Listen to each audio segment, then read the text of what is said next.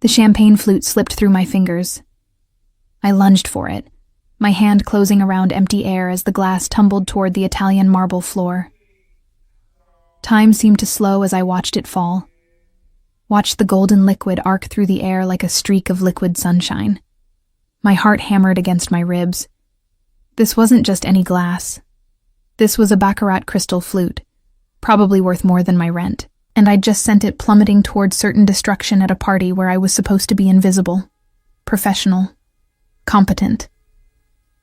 The glass shattered with a sound like wind chimes dying. "Merda," I whispered, dropping to my knees. The hem of my white silk blouse immediately soaked up champagne and tiny shards of crystal. Perfect. Just perfect. Around me, the party continued its orchestrated chaos.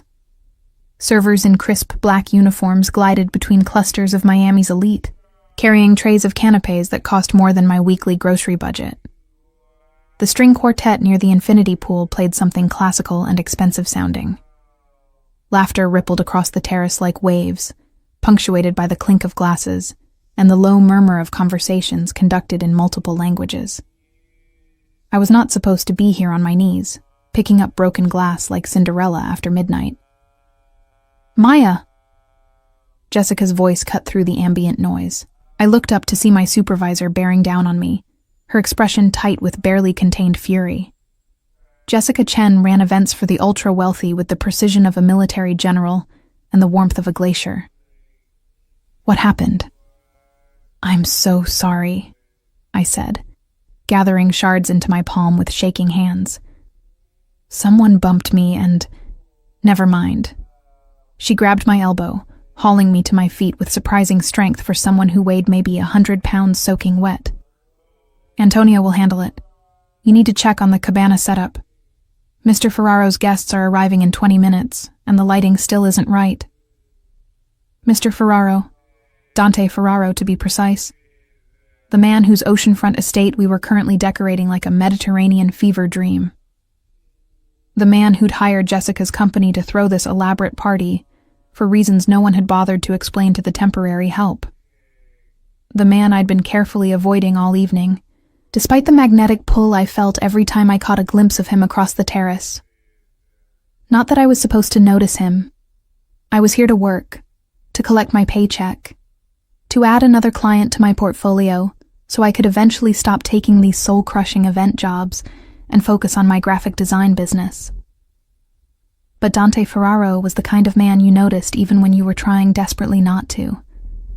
I'd seen him exactly 3 times since arriving at the estate 6 hours ago. The first time, he'd been standing on the upper balcony, phone pressed to his ear, his posture radiating the kind of casual power that came from never having to explain yourself to anyone. The second time, he'd been greeting guests near the front entrance, his smile warm and his handshake firm, every inch the gracious host. The third time, he'd been watching me from across the pool, his dark eyes tracking my movements as I adjusted orchid arrangements. That third time had made my skin prickle with awareness. "Maya, focus." Jessica snapped her fingers in front of my face. "Cabana, lighting, now." I nodded, already moving toward the row of pristine white cabanas that lined the far end of the pool. My heels clicked against the travertine tiles, each step a small rebellion against the ache building in my arches. I'd been on my feet since 2 p.m., setting up, arranging, rearranging, and then rearranging again because Jessica had changed her mind about the floral centerpieces. Twice. The Miami heat pressed down like a living thing, thick and wet and suffocating. My blouse clung to my back, my carefully straightened hair already beginning to frizz at the temples despite the industrial-strength hairspray I'd employed. I could feel sweat pooling in places sweat had no business pooling, and I sent up a silent prayer that my deodorant was as clinical strength as advertised. The cabana was a study in calculated luxury. White linen curtains billowed in the ocean breeze. Low couches draped in cream silk beckoned invitingly. A table carved from what looked like a single piece of driftwood held bottles of champagne nestled in silver ice buckets, surrounded by clusters of white roses that probably cost more than my car payment. And the lighting was, Predictably, all wrong. The LEDs cast harsh shadows instead of the soft, romantic glow Jessica had specified in her 17-page event brief. I climbed onto one of the couches, wobbling slightly as my heels sank into the cushions, and reached for the control panel hidden behind a gauzy curtain. "Careful there."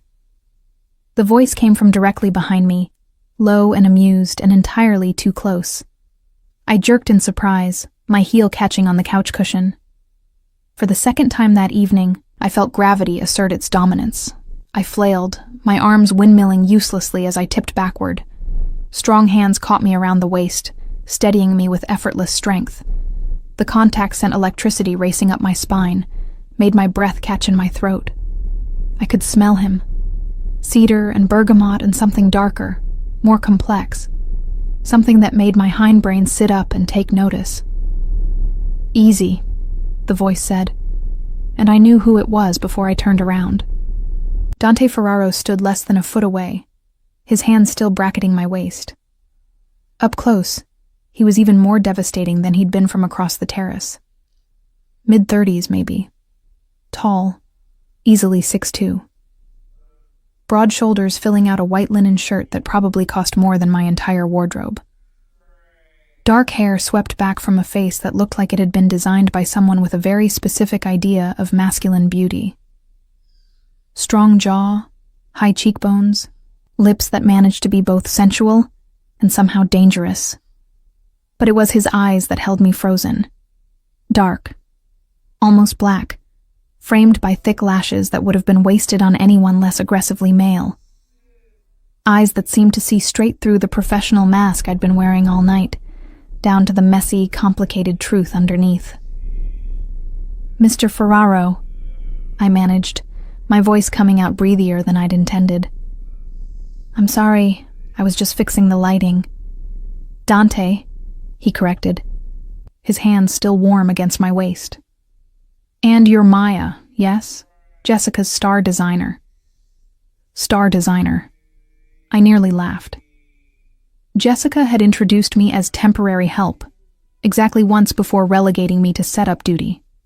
But I nodded anyway, trying to ignore the way my skin burned where his fingers rested.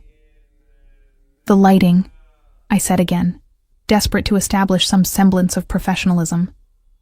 "It's too harsh. I was adjusting. It's perfect."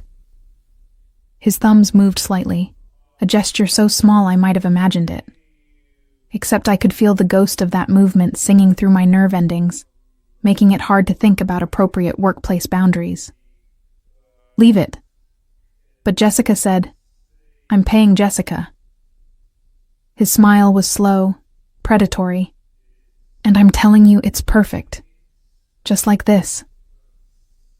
His gaze dropped, traveling slowly down my body in a way that should have offended me, but instead made heat pool low in my belly. "You've done excellent work tonight." I should have stepped back. Should have thanked him politely and returned to my duties. Should have remembered that I was here to work, not to get swept up in the gravitational pull of a man who was so far out of my league we weren't even playing the same sport. Instead, I stood there like an idiot, my heart racing, his hands still on my waist. "Thank you," I whispered, and hated how small my voice sounded. He released me abruptly, stepping back to create a respectable distance between us. The loss of contact felt like a physical thing, like someone had peeled away a layer of my skin.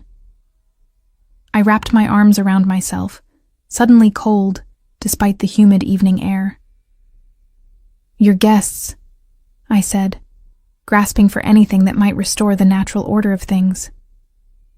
"They're arriving soon. I should—" "Yes." His expression shuddered, the warm interest replaced by something cooler, more distant. "You should check with Jessica. Make sure everything is ready." It was a dismissal, polite but firm. I nodded, my cheeks burning as I climbed down from the couch with as much dignity as I could muster.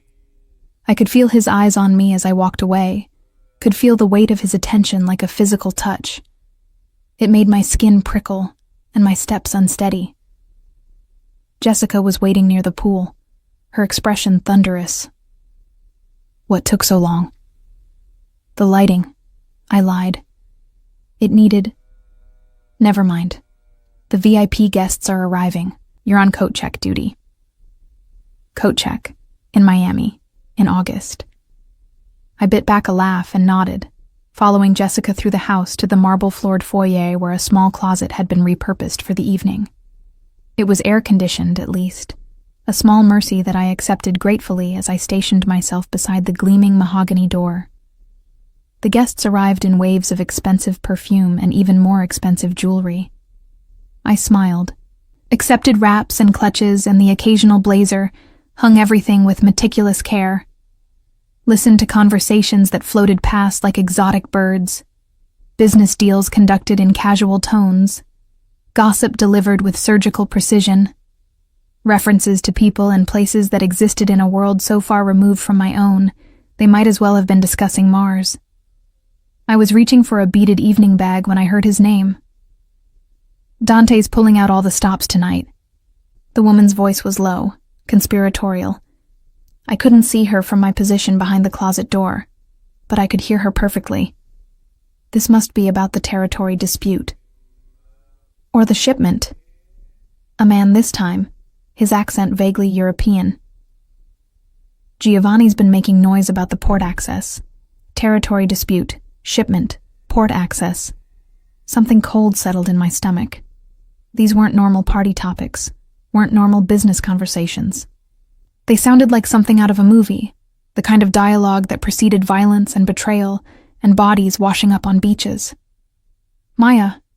Jessica's voice made me jump. Stop eavesdropping and help with the service.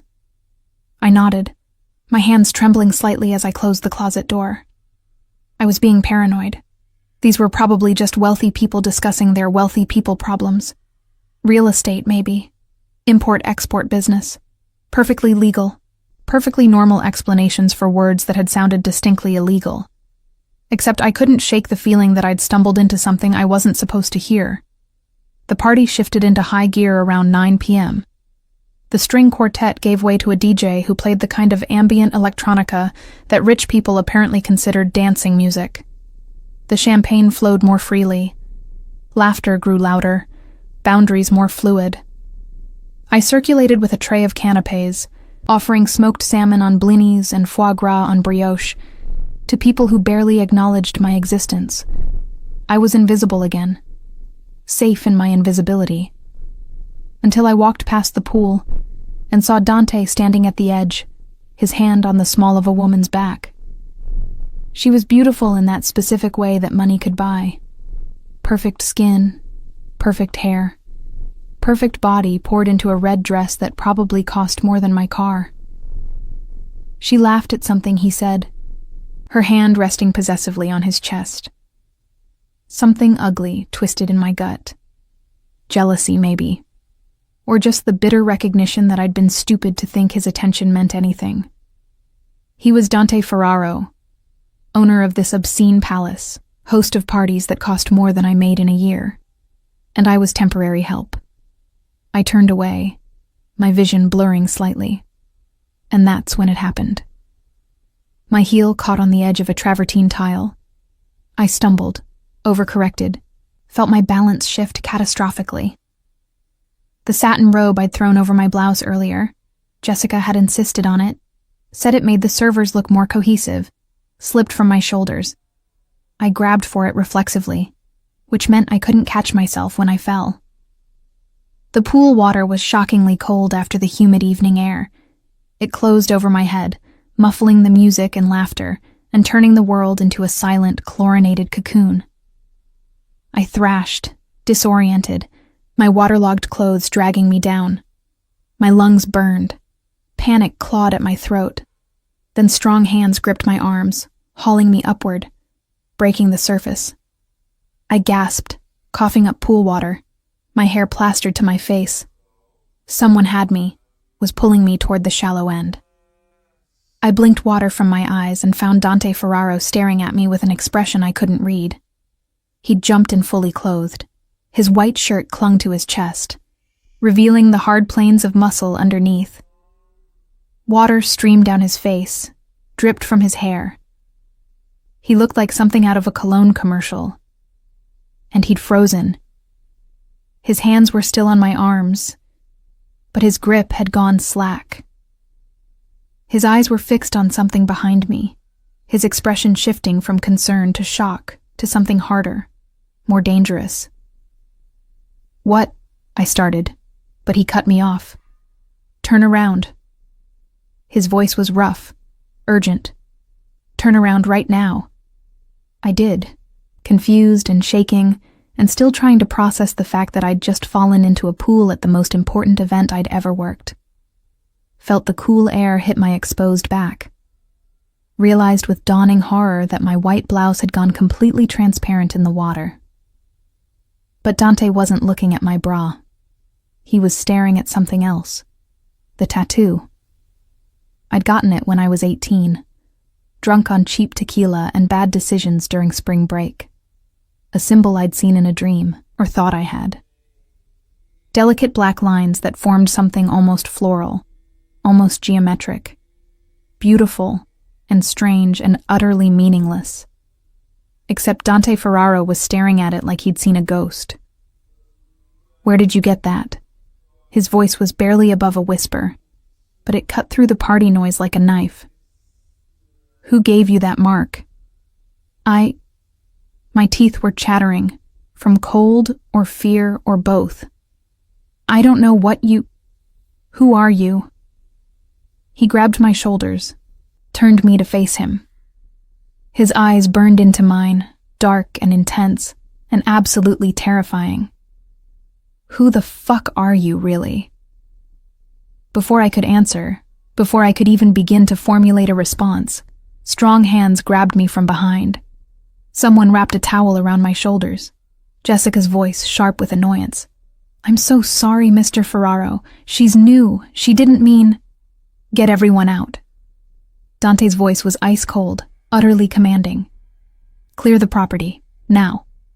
Jessica made a small, shocked sound. "Sir, the party is over." He didn't look away from me.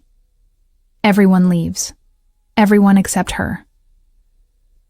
The last guest left at 10:47 p.m. I knew because I'd been watching the ornate clock above the fireplace in Dante's study for the past 37 minutes, counting down each second like a prisoner awaiting execution. The towel someone had draped around my shoulders had long since stopped providing any real warmth. My wet clothes clung to my skin, making me shiver despite the air conditioning that hummed quietly through the mansion's vast network of vents. Jessica had tried to take me with her when she left, had actually grabbed my arm and attempted to pull me toward the door, whispering urgently about lawsuits and liability and how we needed to leave immediately. But Dante's security, because of course he had security, massive men in black suits who'd materialized like shadows when he'd cleared the party, had blocked her path with professional politeness and immovable presence. "Ms. Reed stays," one of them had said, his voice carrying the trace of an accent I couldn't place. Eastern European, maybe. "Mr. Ferraro's orders." Jessica had looked at me with something between pity and fury before she'd left, promising to call the police if I didn't text her within the hour. I'd nodded, though we both knew she wouldn't. Jessica Chen didn't call the police on clients who could afford to throw parties that cost 6 figures. She valued her business too much for that kind of professional suicide. Now I sat alone in a study that probably cost more than my parents' house, wearing borrowed clothes that made me feel like a child playing dress-up. Someone, a housekeeper I assumed, though I hadn't seen her, had left a stack of dry garments outside the bathroom door while I'd showered in a marble sanctuary that featured heated floors and a rainfall showerhead the size of a dinner plate. The clothes were expensive. Silk pajama pants in deep emerald green, a matching camisole that fit perfectly despite the fact that no one should have known my size. The fact that they fit perfectly was its own kind of terror. I stood and walked to the floor-to-ceiling windows that overlooked the ocean. The party debris had already been cleared with supernatural efficiency. The pool sparkled innocently under strategically placed lights. White cabanas swayed gently in the breeze. It looked peaceful, normal, like nothing dramatic had happened here less than an hour ago. Like I hadn't fallen into that pool and emerged to find my entire reality shifting beneath me. The tattoo on my back pulsed with phantom sensation, as if Dante's stare had burned itself into my skin. I'd looked at it 1,000 times over the years, traced its elegant lines in bathroom mirrors, explained it away as a drunken mistake to the few people who'd seen it. My adoptive parents had been horrified when I'd come home from spring break with permanent ink marking my skin.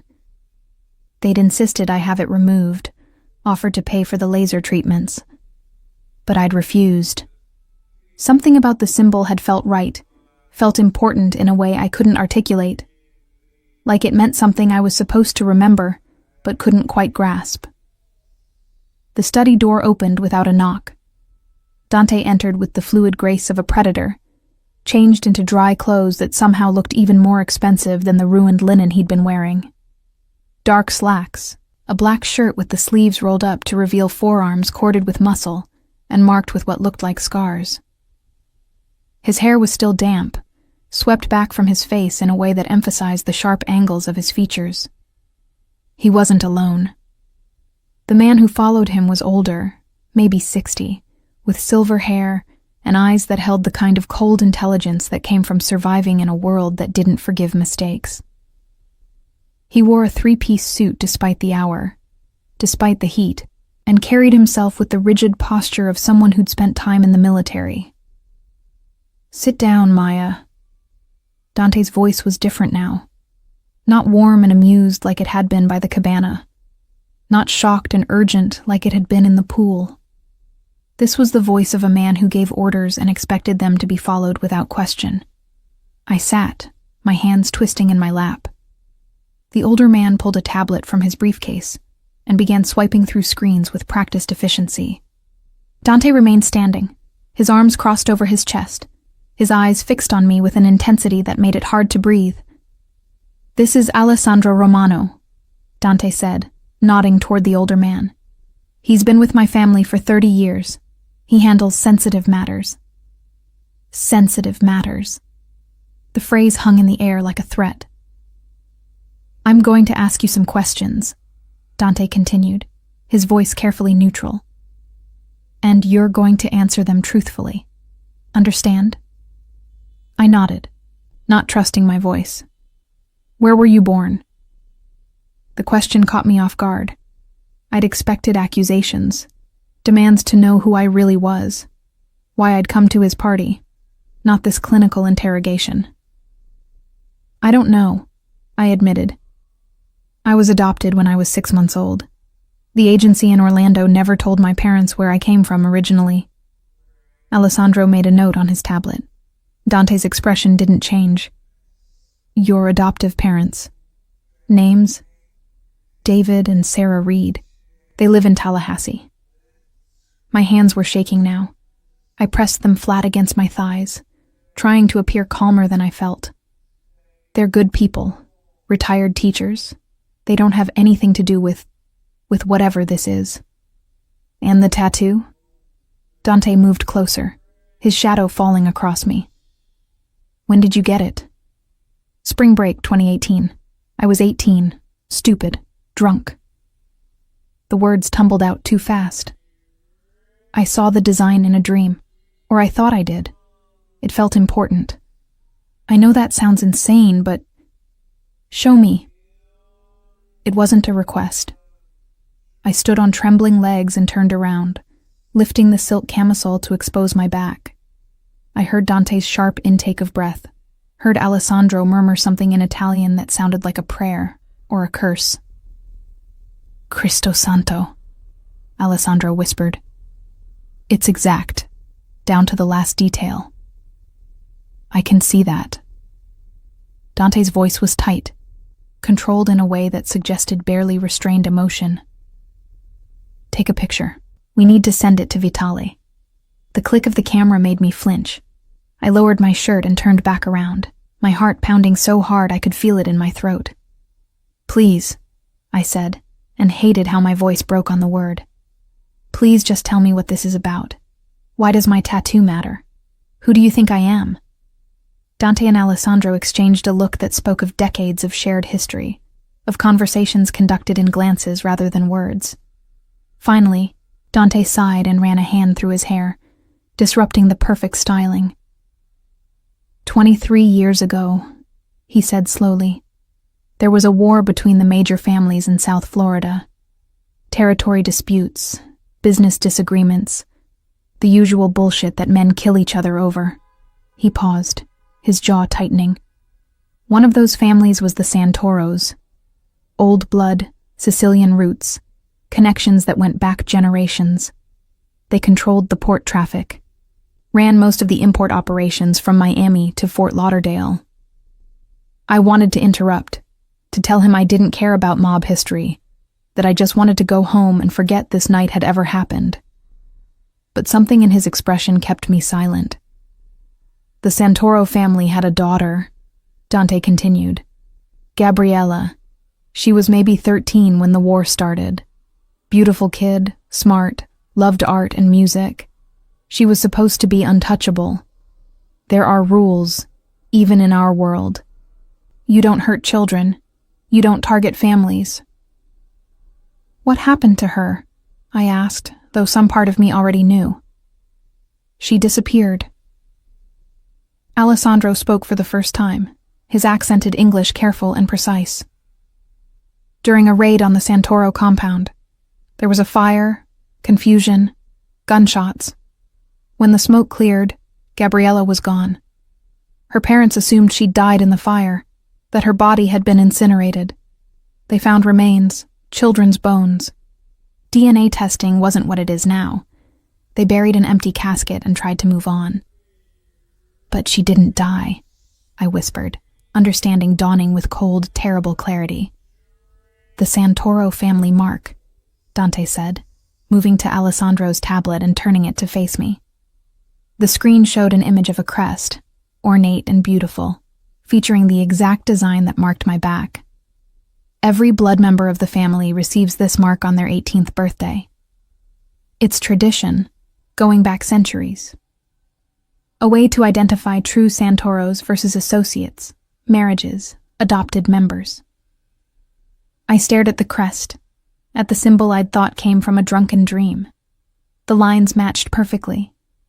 The curves, the geometric precision, even the small flourish at the bottom that I'd always thought looked like a signature.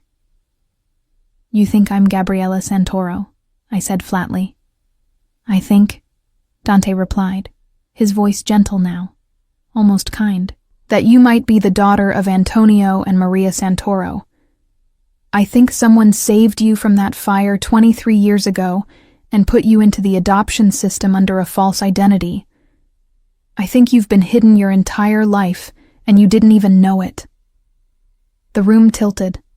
I gripped the arms of the chair, focusing on breathing, on not passing out or throwing up, or doing any of the other things my body desperately wanted to do in response to this impossible information. That's insane, I managed. I'm a graphic designer from Tallahassee. My parents are teachers. I don't know anything about the Mafia or family wars or... Your birthday, Alessandro interrupted. When is it? March 15th. He nodded, making another note. Gabriella Santoro was born March 15th, 2001. You would be 24 now, yes? 24. The same age Gabriella would be if she'd survived. This is a mistake, I said, standing abruptly. A coincidence. People share birthdays. The tattoo, I probably saw that crest somewhere, in a book or online, and my subconscious remembered it. This doesn't prove anything. There's a simple way to know for certain. Dante pulled out his phone, typed something quickly. DNA test. We have samples from the Santoro family vault. If you're Gabriella, it'll show up immediately. If you're not, you walk out of here and forget this conversation ever happened. And if I refuse? His smile was sad, almost apologetic. Then you walk out anyway. I'm not in the business of holding innocent women against their will. He paused. But Maya, if there's even a chance you're who I think you are, you're in danger. Serious danger. The kind that doesn't care about your graphic design business or your quiet life in Tallahassee. Why? The question escaped before I could stop it. If the Santoros thought their daughter was dead for 23 years, why would it matter now? Alessandro and Dante exchanged another loaded glance. Finally, Alessandro spoke, his voice heavy with something that might have been regret. Because Antonio Santoro died 6 months ago, he said. And his will specified that his entire estate, properties worth hundreds of millions, business interests, territory rights, everything, goes to his daughter Gabriella, if she can be found and verified. If she cannot be found within 1 year of his death, the estate transfers to his nephew, Marco Santoro. Understanding crashed through me like a wave. And Marco doesn't want to share. Marco, Dante said quietly, has spent the last 6 months consolidating power, making alliances, positioning himself to take over permanently. If you really are Gabriella, you represent a direct threat to everything he's built. He won't just fight you in court. He'll eliminate the threat entirely. I sank back into the chair, my mind reeling. This morning I'd woken up worried about a freelance deadline and whether I could afford to fix the air conditioning in my apartment. Now I was sitting in a mansion being told I might be the long-lost heir to a criminal empire, with a target on my back I didn't even know I was carrying. I need to think, I said numbly. I need time to... Time is exactly what we don't have. Dante moved to the window, his posture tense. Marco has people everywhere. If he finds out you're alive, if he even suspects, he'll move quickly.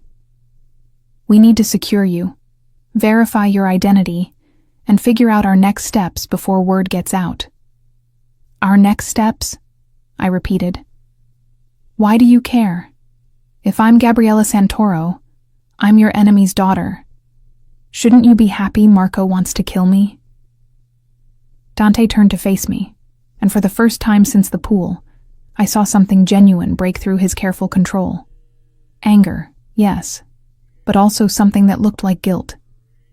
Your father and I had an arrangement, he said quietly.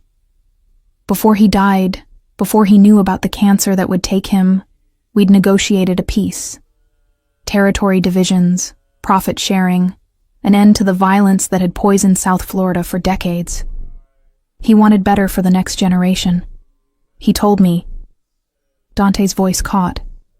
He told me that if his daughter had lived, he would have wanted her to have a normal life, away from this world, safe. You knew him, I whispered. You were friends? We were something like it, yes. Dante's smile was bitter. Which is why I owe it to Antonio to protect his daughter, to give her the choice he never got to give. Stay hidden and live your quiet life, or claim your birthright and change everything. Alessandro's phone buzzed. He glanced at the screen and went pale.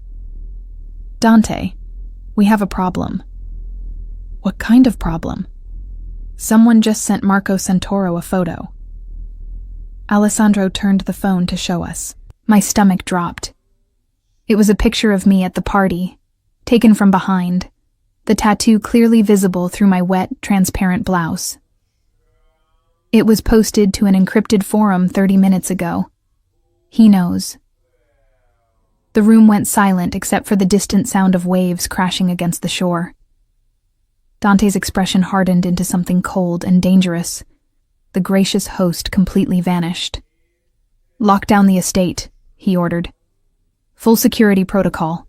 No one in or out without my personal authorization. And get Vitale on the phone. We're going to need the Rossi family's support if this turns into open warfare. Alessandro nodded and left, already barking orders into his phone in rapid Italian. I stood on shaking legs, my mind refusing to process the speed at which my life was disintegrating. I should go. I should leave Miami, leave Florida, disappear. You'd be dead in 48 hours. Dante crossed to me in 3 long strides, his hands gripping my shoulders. Maya, listen to me. You stay here, under my protection, or you die. Those are your only options right now. You can't just keep me prisoner. I'm not.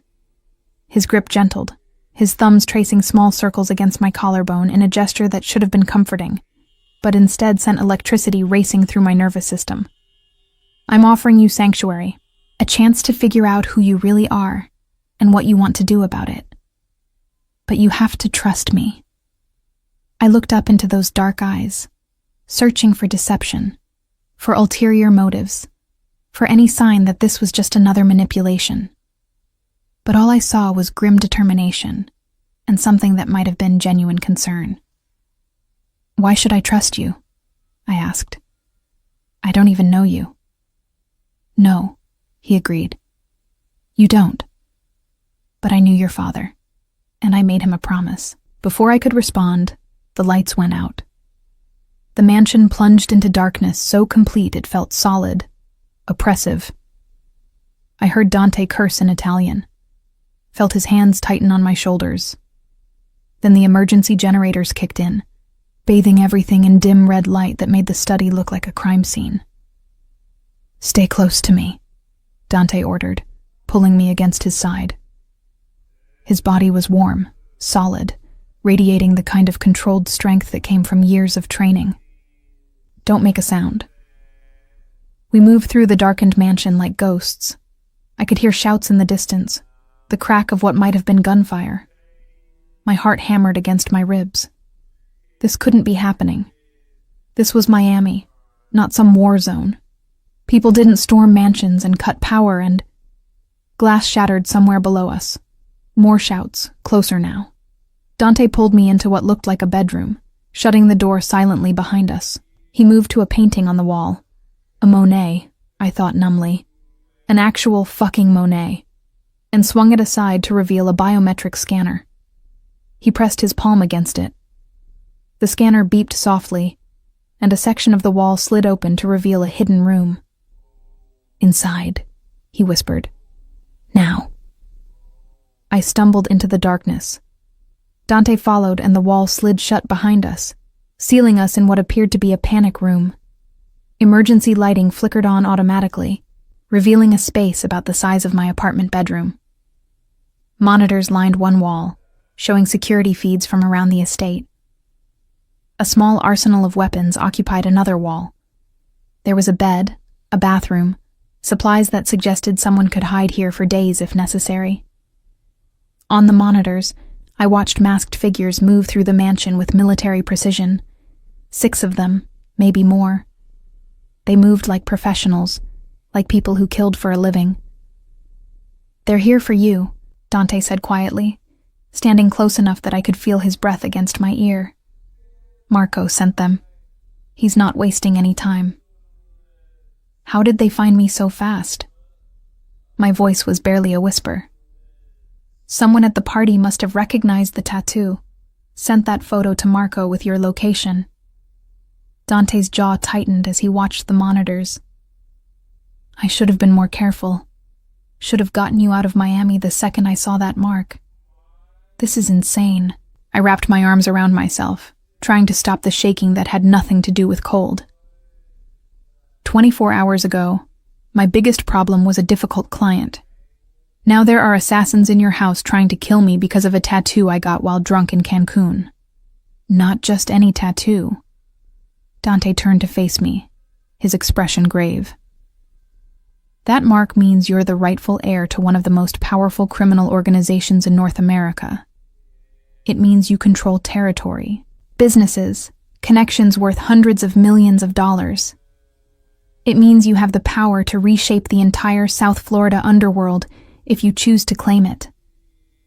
I don't want it, I said desperately. I don't want any of it. Can't we just, I don't know, release a statement saying I renounce all claims, that I'm not interested? It doesn't work that way. His voice was gentle but firm. The second that photo went public, you became a threat to Marco's power. Whether you claim your inheritance or not doesn't matter anymore. He can't afford to let you live. On the monitors, one of the masked figures reached the bedroom we'd just left. He was methodical, checking the closet, under the bed, sweeping the room with professional thoroughness. My heart stopped when he approached the Monet, his gloved hand reaching for the frame. But he didn't find the hidden switch. After a moment, he moved on, disappearing from the camera's view. "How long do we stay here?" I asked. "Until Alessandro gives the all clear." Dante pulled out his phone, frowning at the screen. "He's coordinating with our people. They'll sweep the estate, neutralize the threat." Neutralize. Such a clinical word for what I suspected would be messy, violent, and permanent. I sank onto the edge of the bed, my legs finally giving out. The adrenaline that had been keeping me upright was fading, leaving behind exhaustion and a fear so deep it felt like drowning. "What happens after?" I asked. "After they neutralize these people? What then?" Dante sat beside me, close enough that our thighs touched. In the confined space of the panic room, I was acutely aware of him. The heat of his body, the scent of his cologne mixed with something earthier, more masculine. The way his presence seemed to fill the small space until there was no room for anything else. "Then we figure out who you really are," he said quietly. "We run the DNA test. We find out if you're Gabriella Santoro or just an incredibly unlucky graphic designer with terrible taste in spring break tattoos." Despite everything, I almost laughed. "And if I am? Gabriella, I mean. Then you have choices to make." He turned to face me, and in the dim emergency lighting, his features looked carved from shadow and stone. "You can stay hidden. I'll help you disappear completely. New identity. New life. Somewhere Marco will never find you. Or you can fight." His hand found mine, his fingers intertwining with my trembling ones. "You can claim what's yours. Your father's empire, your birthright. The power to change things, to build something better than what came before. I'll help you with that too. Whatever you choose, I'm with you." The sincerity in his voice did something strange to my chest, made it hard to breathe for reasons that had nothing to do with fear. "Why?" I whispered. "Why would you help me? We just met. You don't owe me anything." "I owed your father," he said simply. "But even if I hadn't, even if I'd never known Antonio Santoro." His free hand came up to cup my face, his thumb tracing my cheekbone with devastating gentleness. "I'd still want to protect you. From the moment I saw you across that terrace, before I knew who you were or what you represented, I wanted—" He didn't finish the sentence. Didn't need to. I could see it in his eyes, in the way his gaze dropped to my lips and held there. The same magnetic pull I'd felt by the cabana, amplified by proximity and adrenaline, and the strange intimacy of hiding together in the dark while armed men hunted me through his house. I should have pulled away, should have maintained professional distance, remembered that he was dangerous, that I was in over my head, that getting involved with Dante Ferraro would complicate an already impossible situation. Instead, I leaned in. His lips met mine with a gentleness that contradicted everything I'd seen tonight. The controlled violence on the security monitors, the cold authority in his voice when he'd given orders, the dangerous grace with which he'd moved through the darkened mansion. All of it melted away in the soft pressure of his mouth against mine, in the way his hand cradled my face like I was something precious, breakable. I shouldn't have wanted this. Shouldn't have felt relief and heat and hunger coursing through me as his other hand slid into my hair, angling my head to deepen the kiss. But I did. God help me, I did. When we finally broke apart, both breathing hard, Dante rested his forehead against mine. "I'm sorry," he murmured. "That was inappropriate. You're in danger. You're scared, and I just... Don't apologize." My voice was steadier than I expected. "I kissed you back." A smile tugged at his lips, transforming his face from dangerously beautiful to something softer, more human. "So you did." His phone buzzed, shattering the moment. He pulled away to check the screen, and I watched his expression shift from tender to grim in the space of a heartbeat. Alessandro? I guessed. The estate is clear. They got 4 of the 6. He stood, offering me his hand. The other 2 escaped, which means Marco knows his first attempt failed. He'll try again, probably within hours. I let him pull me to my feet, my mind still reeling from the kiss, from everything that had happened in the last 2 hours. What do we do? We move you somewhere safer. Dante pressed his palm to the biometric scanner, and the wall slid open. The bedroom beyond looked untouched, no sign of the violence that had swept through the mansion. I have a property in the Keys. Private island, limited access, security that makes this place look like a playground. We'll go there while Alessandro coordinates with the other families, figures out our next move. Other families, I repeated numbly. You mean more Mafia people? I mean the organizations who want Marco contained before he starts a war none of us can afford. Dante moved to the closet and began pulling out clothes with practiced efficiency. Marco's getting ambitious, making moves that threaten the balance of power. If you really are Gabriella, you represent a legitimate challenge to his authority. The other families will support you because it serves their interests to keep Marco in check. He handed me a stack of clothing, jeans, a soft sweater, comfortable shoes, all in my size, which should have disturbed me more than it did. How did you... I started, but he cut me off with a wry smile. I noticed your size when you were setting up the party. Call it a habit of observation. He turned away, giving me privacy to change. We leave in 10 minutes. Pack light. We can get anything you need once we're secure. I changed quickly, my hands still trembling as I pulled on jeans that fit like they'd been tailored for me. The sweater was cashmere, impossibly soft against my skin. The shoes were Italian leather, broken in just enough to be comfortable immediately. Dante Ferraro's habit of observation was detailed enough to be unsettling. When I emerged from the bathroom, fully dressed, I found him changed as well. Dark jeans, a black shirt, a leather jacket that emphasized the breadth of his shoulders. He looked less like a billionaire businessman and more like someone who could handle himself in a fight, which I was beginning to realize he probably could. Ready? He asked, offering me a matching leather jacket. I need to call my parents, I said, accepting the jacket. They'll worry if they don't hear from me. We'll call them from the car. Secure line. He ushered me toward the door, his hand at the small of my back. But Maya, you can't tell them what's happening. Not yet.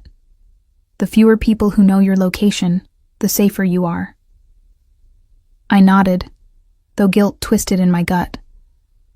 My parents had always been overprotective, hovering anxiously through my childhood, terrified something would happen to their adopted daughter. Now I understood why. Some part of them must have known my origins were dangerous, even if they'd never admitted it out loud. The mansion was eerily quiet as we moved through it. I glimpsed Alessandro in the foyer, speaking quietly with several men in tactical gear. He saw us and nodded once, a gesture of acknowledgement and something that might have been approval. Outside, a black SUV waited, engine running. The driver was one of Dante's security team, a massive man who looked like he bench-pressed motorcycles for fun. He nodded respectfully as Dante opened the back door for me. Straight to the Keys, Dante ordered. Take Route 1, not the highway, and Luca.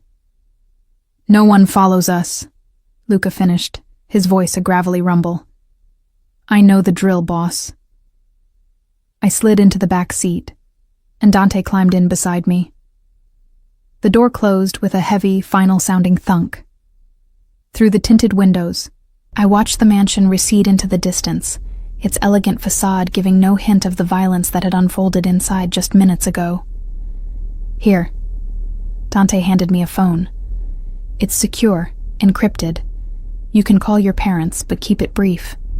If they ask too many questions, tell them you got a last-minute design job that requires you to be off-grid for a few days. I took the phone with numb fingers and dialed the familiar number. My mother answered on the second ring, her voice bright with the manufactured cheer she always used to mask her chronic anxiety. "Maya, sweetheart, we were just talking about you. Your father wants to know if you're still coming for Thanksgiving." "Hi, Mom." I forced warmth into my voice, tried to sound normal despite the fact that armed men had just tried to kill me.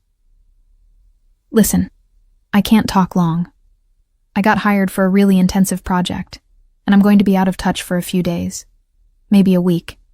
But I'm fine. Everything's fine." A pause. Then carefully. "What kind of project?" "Rebranding for a private client. Very hush-hush NDA stuff." The lie came easier than I expected. "I just didn't want you to worry if you couldn't reach me." "Oh." Relief flooded her voice. "Well, that's wonderful, honey. You're so talented. I knew someone would recognize—" "I love you, Mom." The words caught in my throat, suddenly too true, too raw. "Tell Dad I love him too. I'll call as soon as I can, okay?" "Of course, sweetheart. Be safe." I ended the call and handed the phone back to Dante, blinking against the burn of tears I refused to shed. They're going to hate me when they find out I lied. They're going to be grateful you're alive. Dante's hand found mine in the darkness of the back seat, his fingers warm and solid. Which is what matters. The drive to the Keys took 3 hours.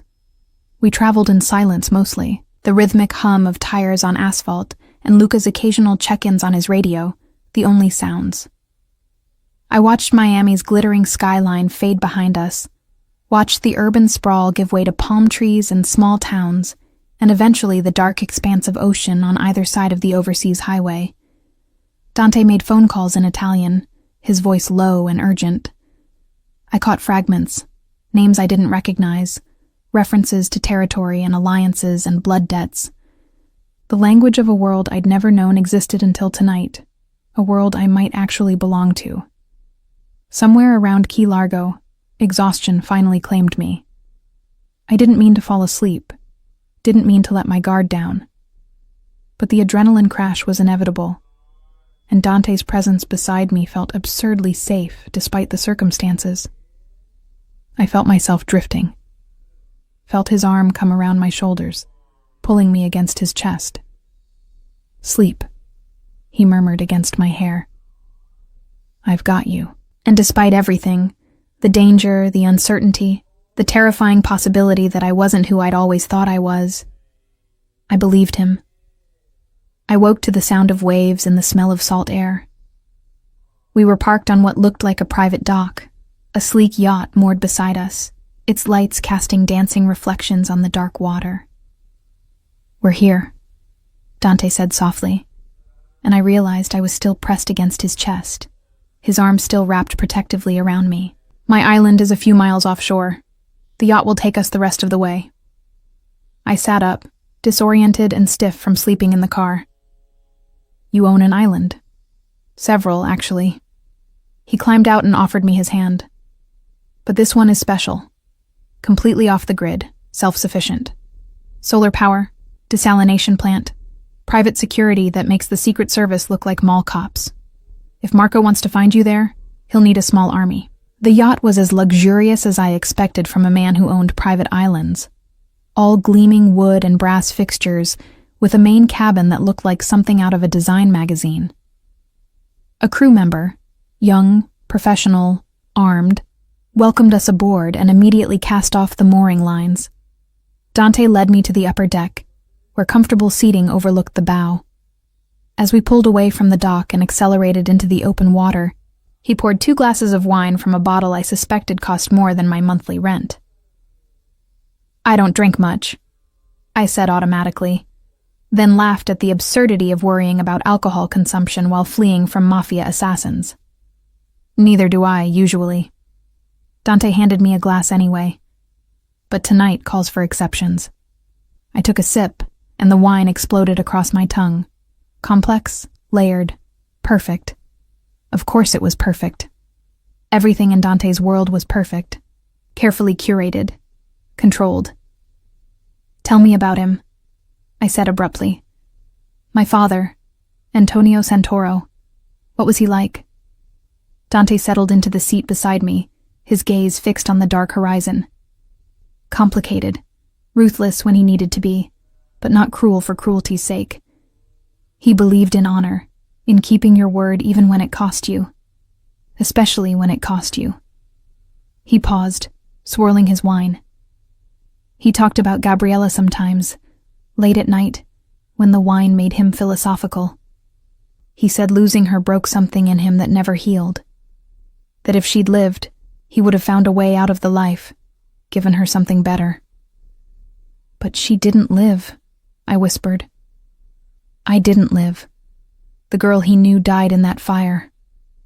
"Maybe." Dante turned to look at me, his expression unreadable in the yacht's soft lighting.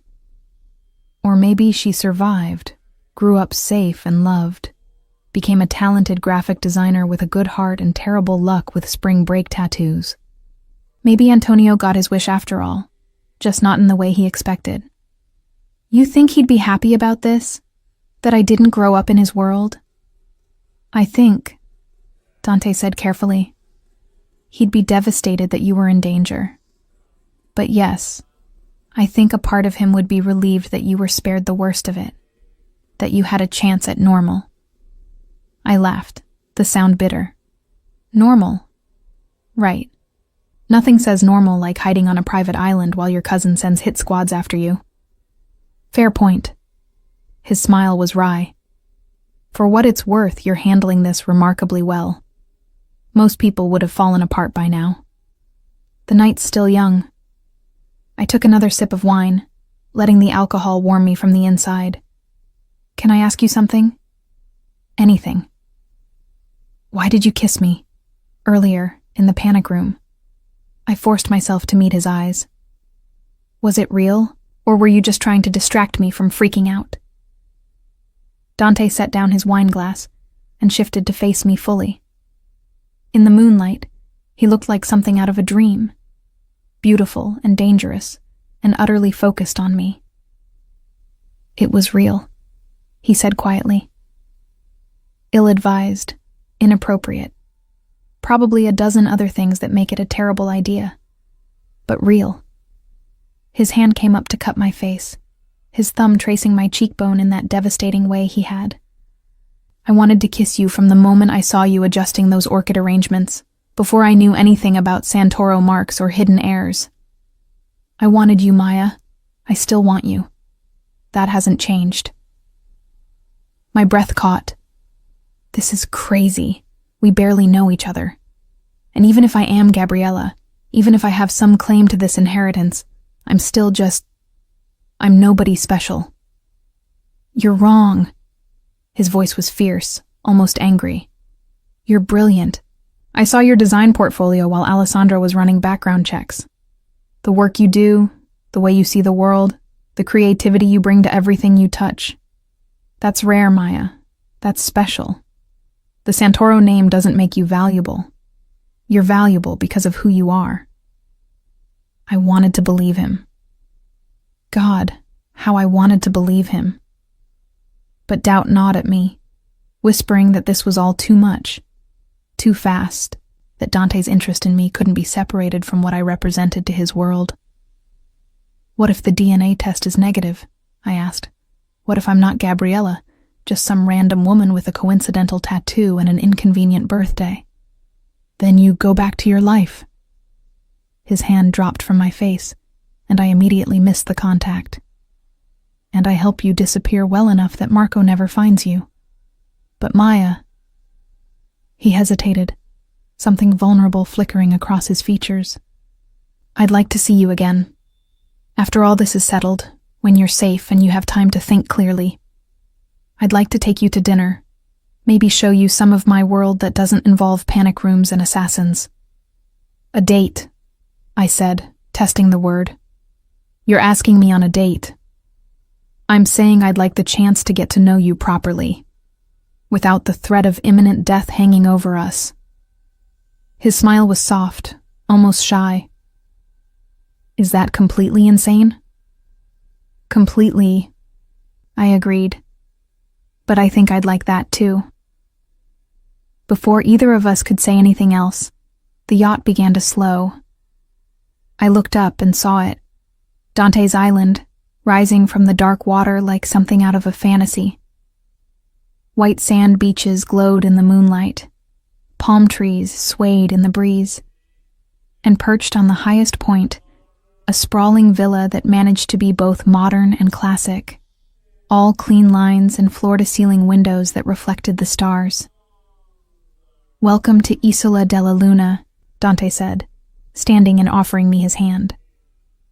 "Island of the Moon. You'll be safe here, Maya. I promise."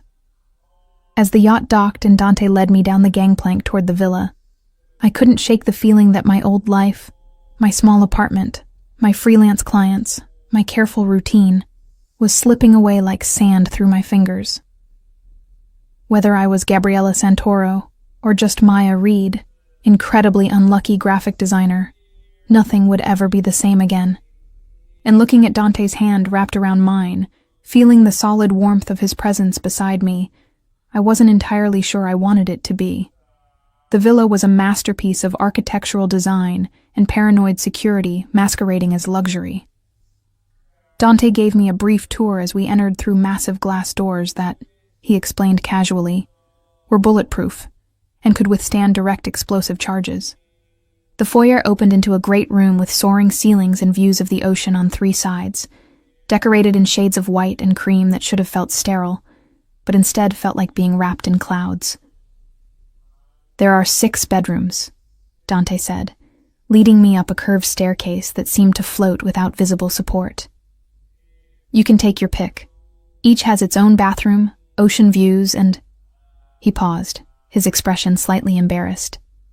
"Independent panic room access, in case of emergency." "Of course they do," I muttered. "Because that's totally normal." His laugh was genuine, warm. "Welcome to my world." He showed me to the master suite, which was larger than my entire apartment, and decorated with the same careful attention to detail I'd seen throughout the estate. A massive bed dominated the space, dressed in linens that probably had a thread count higher than my credit score. French doors opened onto a private balcony overlooking the moonlit ocean. The bathroom featured a shower big enough for 4 people, and a soaking tub positioned to take advantage of the view. It was, objectively, the most beautiful room I'd ever been in. "I'll be right down the hall," Dante said, lingering in the doorway. "If you need anything at all, just call. The intercom system is voice-activated. Just say my name." I nodded, suddenly aware of how alone we were. No party guests, no security team hovering nearby, no immediate threat forcing us together. Just Dante and me in this beautiful, isolated place, with nothing between us but air and possibility, and the weight of everything that had happened. "Thank you," I said, meaning it. "For all of this. For protecting me. For not thinking I'm crazy. For—" I gestured helplessly at the room, at the island, at everything. "For caring." Something shifted in his expression, went soft and dangerous all at once. He crossed the threshold in 3 long strides, and suddenly he was there, close enough that I had to tilt my head back to maintain eye contact. His hand came up to cup my face, and I leaned into the touch without thinking. "Get some rest," he murmured, his thumb tracing my lower lip. "Tomorrow we'll deal with everything. The DNA test, the security protocols, the politics. Tonight, just sleep. Be safe." He kissed my forehead, gentle and chaste, then left before I could respond. The door clicked shut behind him, and I stood there for a long moment, my skin still tingling where he'd touched me, my heart doing complicated things in my chest. I should have been terrified, Should have been planning my escape, questioning everything, refusing to trust this beautiful stranger who'd inserted himself into my life with devastating efficiency. But as I showered in that magnificent bathroom and slipped between those impossibly soft sheets, all I felt was a strange sense of rightness, as if I'd finally found something I hadn't known I was looking for. Sleep claimed me quickly, dragging me down into dreams of fire and water and a man's dark eyes that saw straight through to my soul. I woke to sunlight streaming through gauzy curtains and the smell of coffee and something baking. For a disoriented moment, I thought I was back in my apartment, that the previous night had been some fever dream brought on by too much stress and not enough sleep. Then I saw the ocean through the French doors, remembered where I was, and reality came crashing back with brutal clarity. I found clothes laid out in the bathroom, linen pants and a soft cotton shirt, both in my size, both clearly expensive.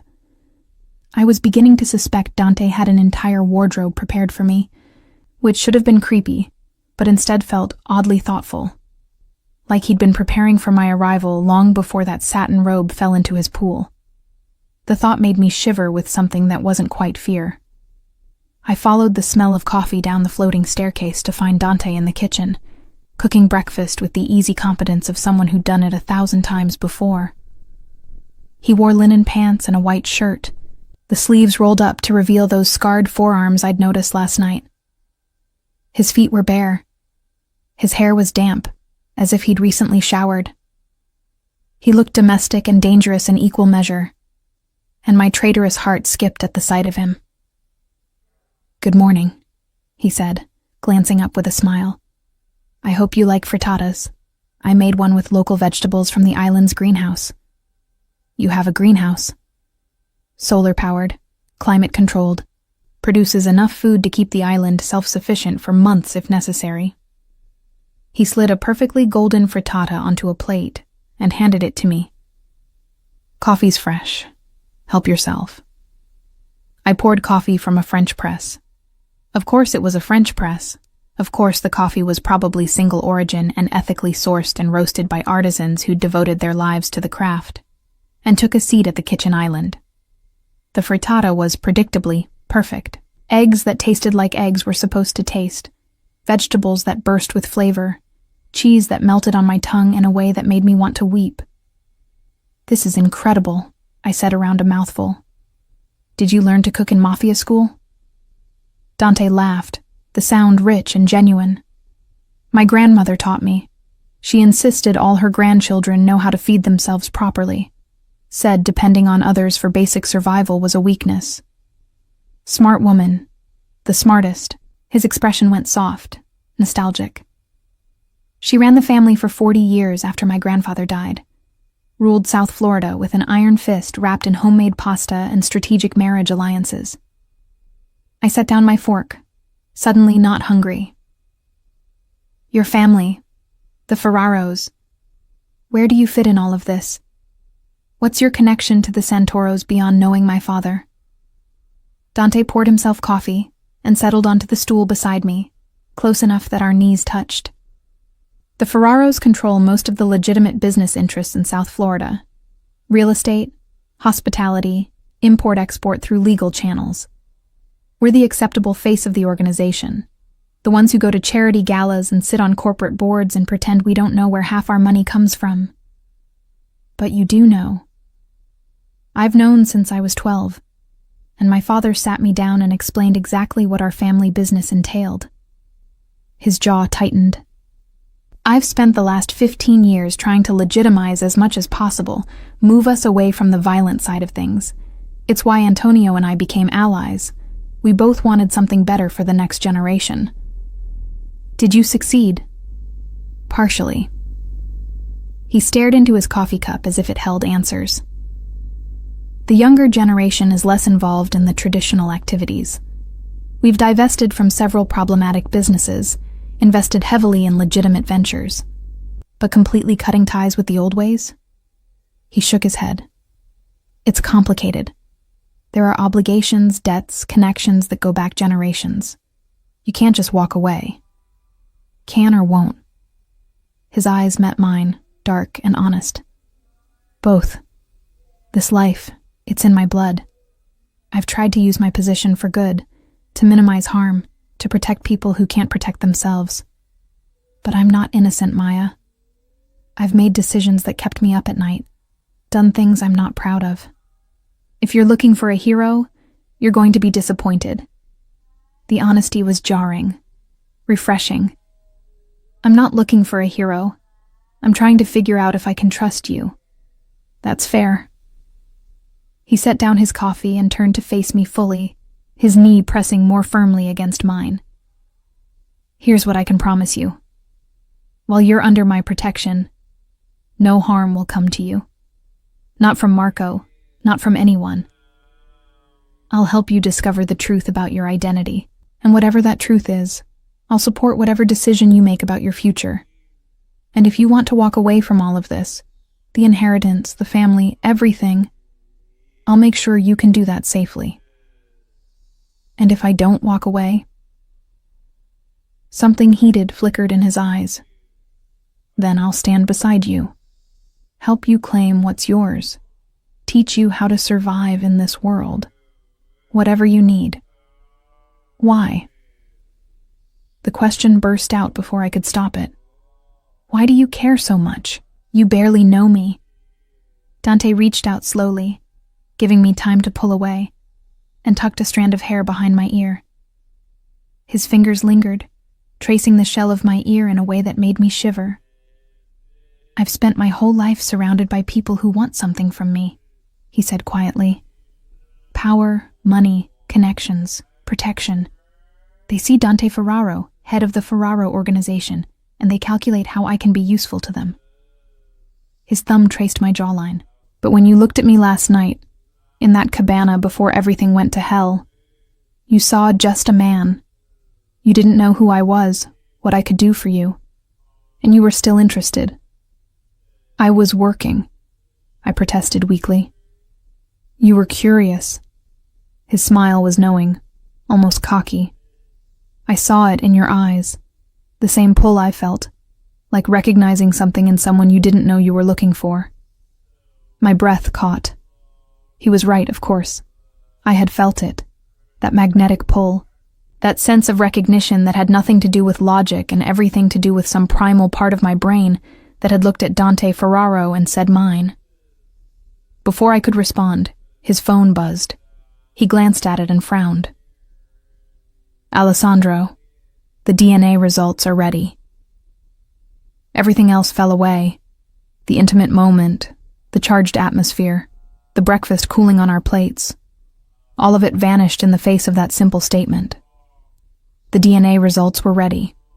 In the next few minutes, I would know for certain whether I was Maya Reed, freelance graphic designer, or Gabriella Santoro, heir to a criminal empire. I don't know if I'm ready for this, I whispered. You don't have to be. Dante's hand found mine, his fingers interlacing with my trembling ones.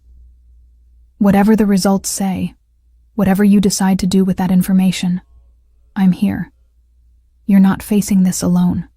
He led me to a study similar to the one in his Miami mansion.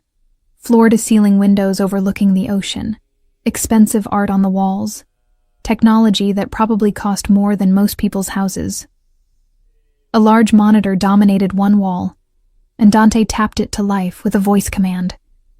Alessandro's face appeared on screen, his expression grave. Behind him, I could see what looked like a medical laboratory, all stainless steel and sophisticated equipment. Good morning, Alessandro said formally. Ms. Reed, Dante. I have the preliminary results from the DNA analysis. My heart hammered so hard I thought it might break through my ribs. Dante's hand tightened around mine, a silent reminder that I wasn't alone. And? Dante prompted when Alessandro hesitated. The mitochondrial DNA is a match, Alessandro said carefully. Maya Reed shares maternal lineage with the Santoro family. The probability that she is Gabriella Santoro, daughter of Antonio and Maria Santoro, is 97%. The room tilted. I heard someone make a sound, a gasp, a sob, something broken and shocked. and realized it was me. Dante's arm came around my waist, supporting me as my legs turned to water. "You're certain?" Dante asked, his voice sharp. "As certain as modern science allows." Alessandro's expression was sympathetic. "I've sent the full report to your secure server. But there's no doubt. Maya is Gabriella." I was Gabriella Santoro, the daughter who'd been presumed dead for 23 years. The heir to an empire I'd never wanted. The girl who'd been saved from a fire and hidden away, given a chance at a normal life that was now irrevocably shattered. Maya. Dante's voice seemed to come from very far away. "Breathe. Just breathe." I tried, failed, tried again. Managed a shallow gasp that brought oxygen but no relief from the crushing weight on my chest. "There's more," Alessandro said grimly. "Marco Santoro has issued a formal challenge. He's claiming Maya is an imposter, demanding she present herself before the Council of Families to prove her identity publicly. It's a trap, obviously. The moment she surfaces, he'll kill her."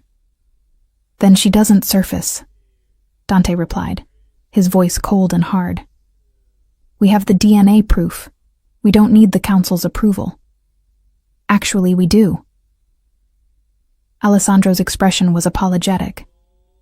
"According to the terms of Antonio's will, the heir must be verified by the Council before taking possession of the estate.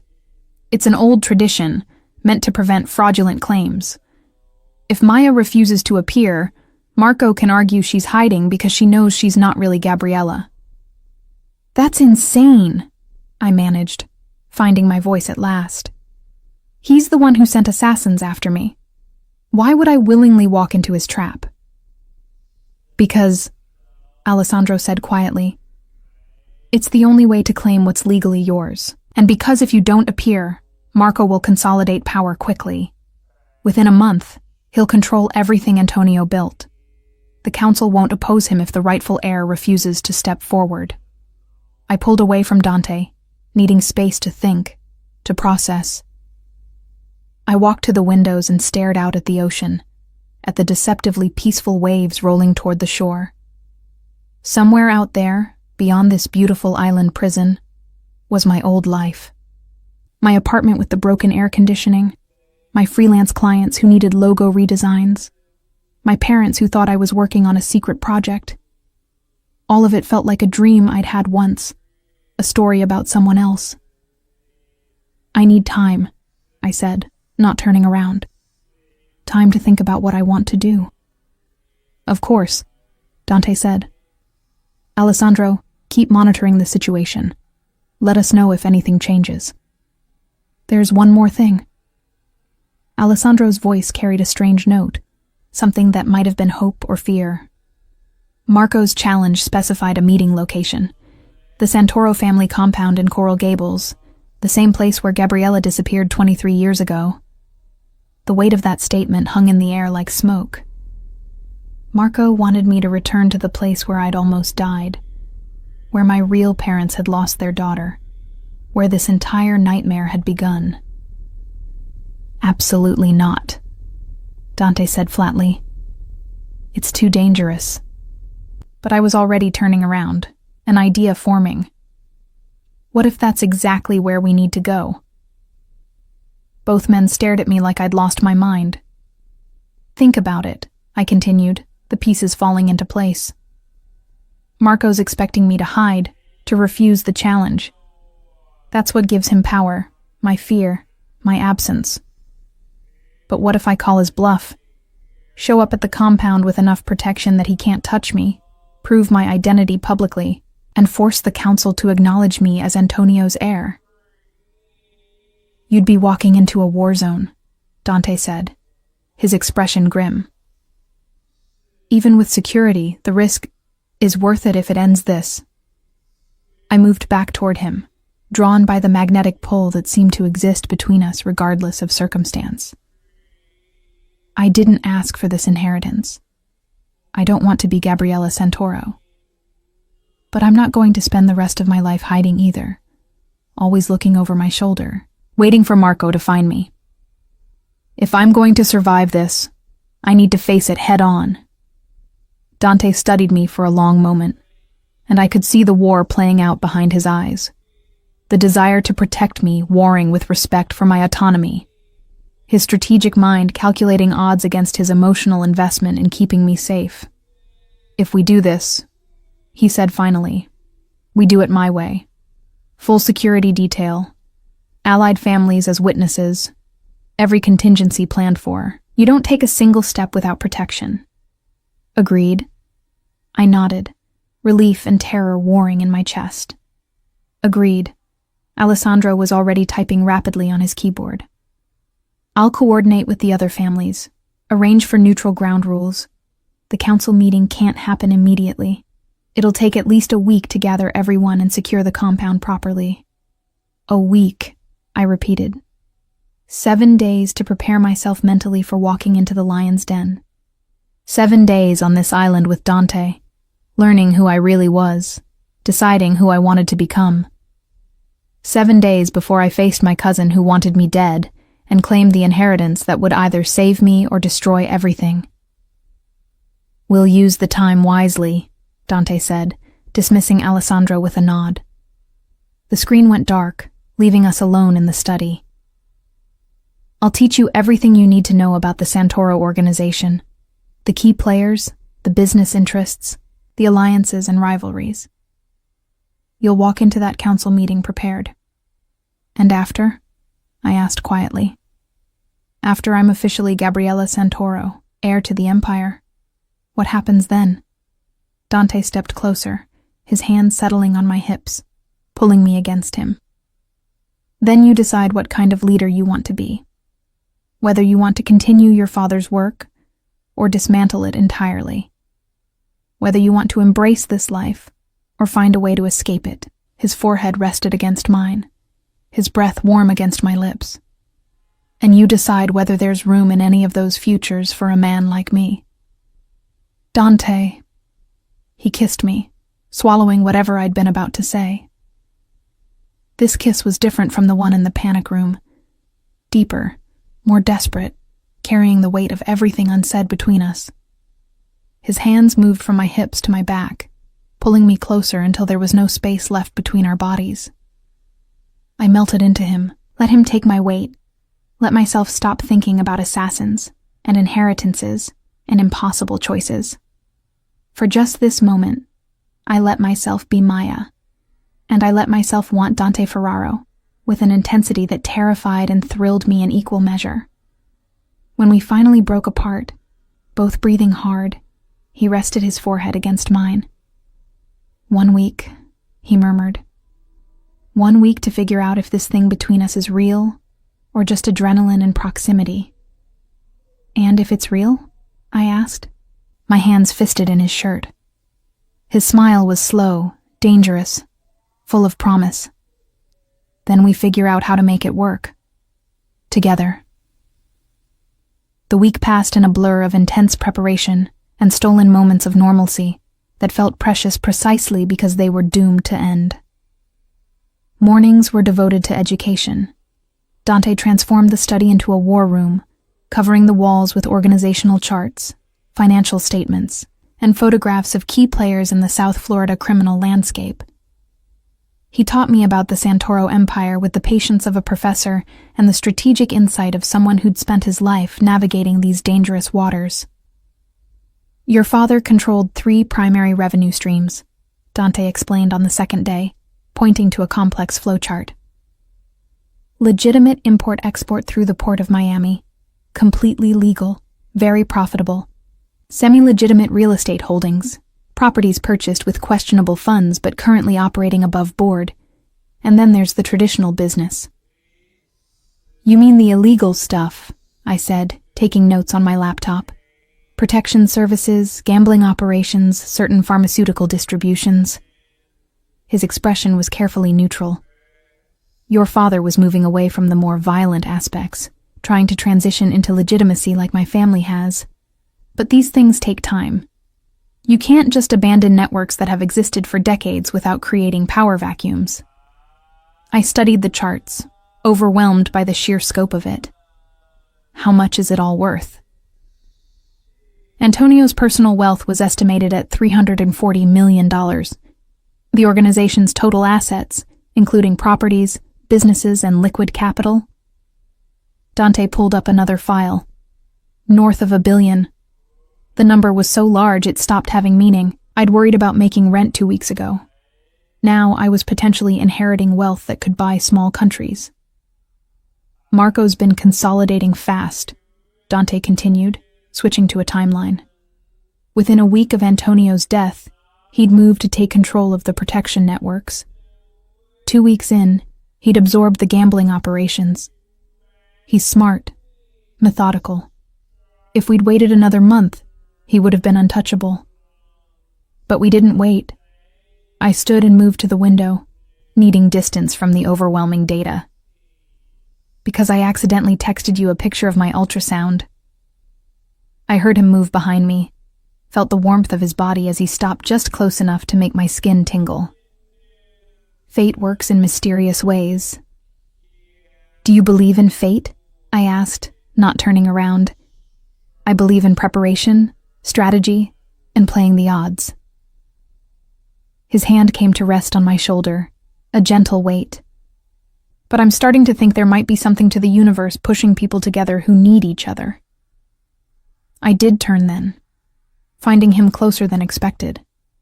In the week we'd spent together, I'd learned to read the subtle shifts in his expression, the way his jaw tightened when he was worried, the slight softening around his eyes when he looked at me, the dangerous stillness that came over him when Alessandro called with updates about Marco's movements. Do you think we need each other? I asked quietly. I think, he said, his hand sliding from my shoulder to cup my face, that you've challenged every assumption I had about what I wanted from life. I think you're brilliant and brave, and you make me laugh even when we're discussing ways you might be assassinated. I think... His thumb traced my lower lip. I think I'm falling for you, Maya, and that terrifies me more than Marco's entire organization. My breath caught. We'd been dancing around it all week, the growing intensity between us, the way we'd gravitated toward each other at every opportunity, the increasingly heated kisses that left us both shaking and wanting more. But neither of us had put words to it until now. I'm falling for you too, I admitted, which is insane. We've known each other for a week. You're literally teaching me how to run a criminal empire. This is the least romantic situation imaginable. His laugh was soft, genuine. Then we'll have to work on that. That afternoon he did. After hours of studying financial reports and memorizing names of allied families, Dante declared we were taking a break. He led me down to the beach, where a picnic had been set up beneath a white canvas tent.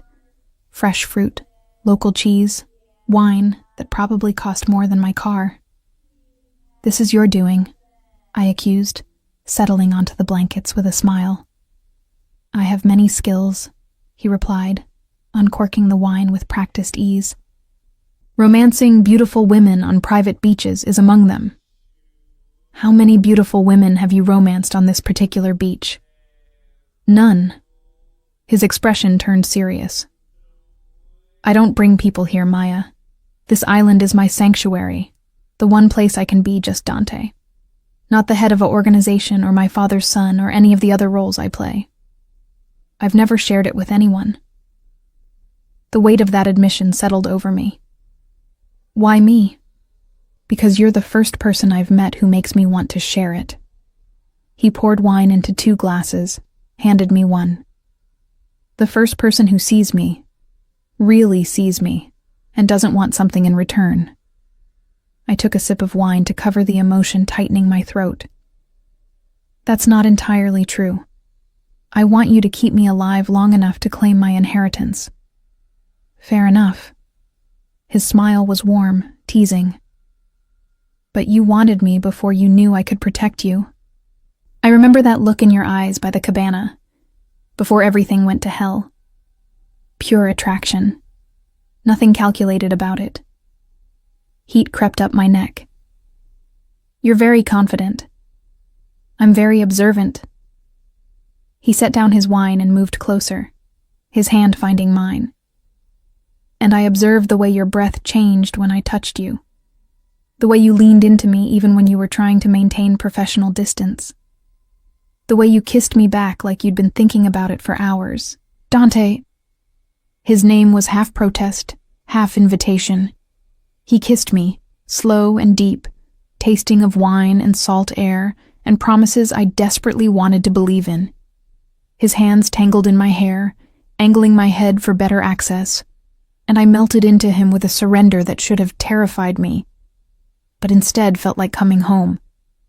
When we finally broke apart, both breathing hard, the sun had begun its descent toward the horizon, painting the sky in shades of orange and pink and gold. "Stay with me tonight," Dante murmured against my neck, his lips tracing a path that made me shiver.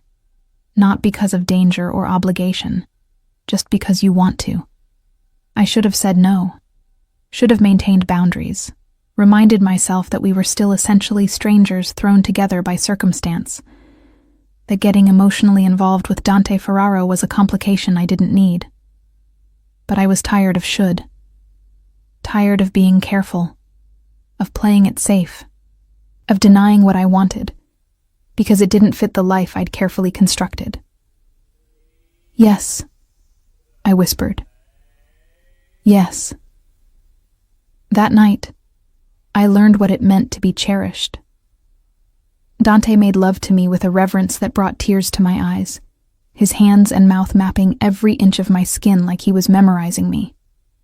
He whispered to me in Italian, beautiful, incomprehensible things that sounded like poetry and promises.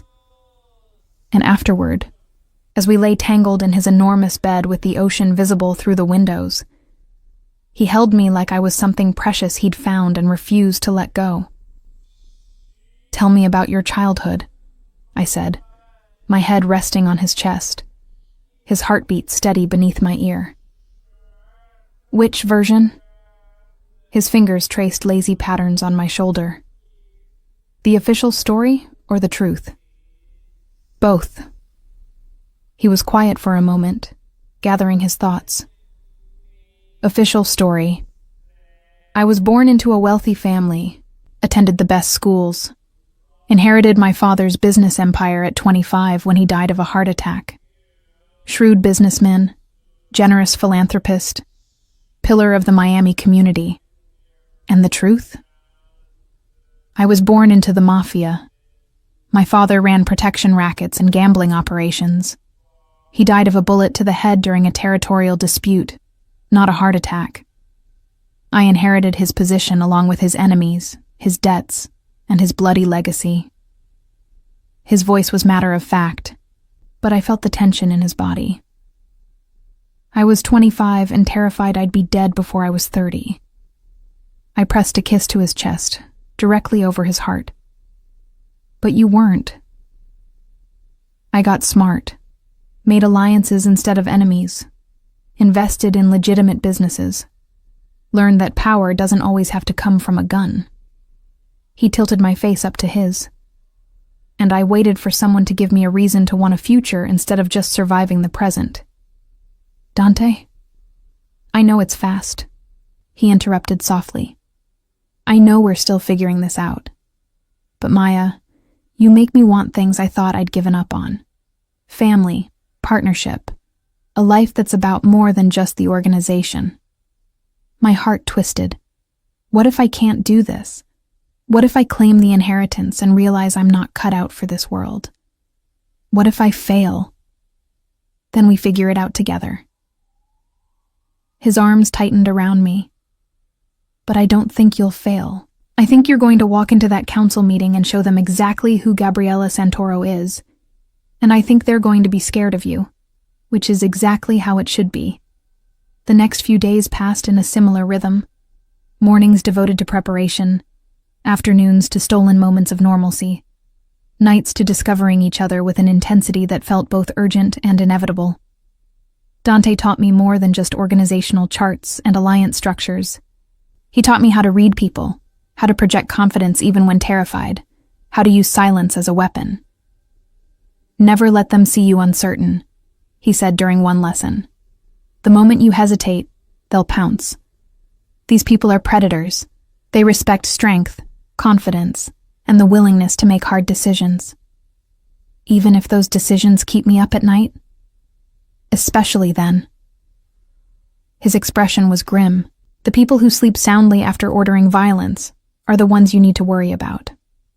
The fact that it bothers you means you still have a conscience. That's valuable. On the 6th day, Alessandro called with news. The council meeting is confirmed for tomorrow evening. All major families have agreed to attend. Marco has accepted the terms of engagement. Neutral ground, no weapons beyond personal security, binding arbitration of the council's decision. He's going to try something, Dante said flatly. Marco doesn't agree to terms that disadvantage him. Agreed. Alessandro's face was grave on the screen. I've tripled security for the compound and arranged for medical personnel on standby. But Dante, if this goes wrong, it won't. Dante's voice was steel. Maya will be protected, whatever it takes. That night, after Alessandro signed off, and the reality of tomorrow's confrontation settled over us like a shroud, I found Dante on the beach, staring out at the dark ocean. Having second thoughts? I asked, settling beside him on the sand. About protecting you? Never. He pulled me against his side, his arm warm around my shoulders. About letting you walk into danger when I have the power to prevent it, constantly. You can't protect me from this. It's who I am now. I turned to face him. Gabriella Santoro, heir to an empire I never asked for but can't walk away from. Not anymore. Why not? He challenged. You could still disappear. We have the resources to make you vanish so completely Marco would never find you. You could go back to being Maya Reed, or become someone new entirely. Have the quiet life you wanted. Except I'd always be running. I took his hand, intertwining our fingers, always looking over my shoulder, wondering when Marco would find me. And maybe more importantly, I paused, gathering courage. I'd be walking away from you, and I'm not ready to do that. Something fierce and tender crossed his face. Maya, I love you, I interrupted, needing to say it before I lost my nerve. I know it's insane. I know we've only known each other a week, but I love you, Dante Ferraro, and I'm not running from that either.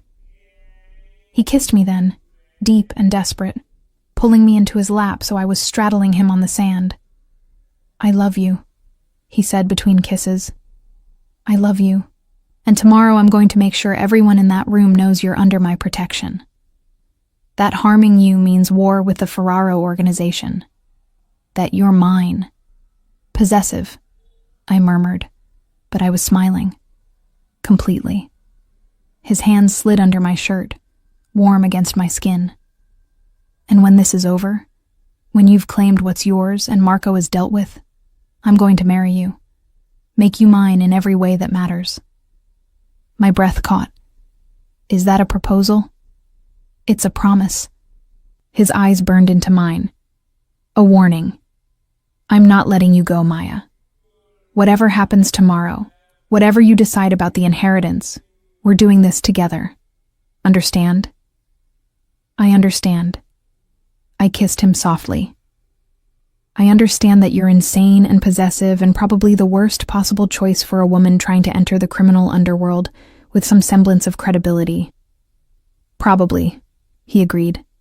And I understand that I don't care. I pulled back to look at him properly, this beautiful, dangerous man who'd crashed into my life and refused to leave. I want you, Dante, all of you. The good parts and the bloody parts and everything in between.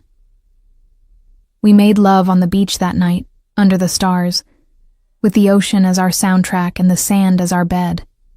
It was desperate and tender and perfect, a claiming that went both ways. Later, as we lay wrapped in each other, I let myself believe that maybe, just maybe, we could make this work. That tomorrow I could walk into that council meeting and emerge victorious.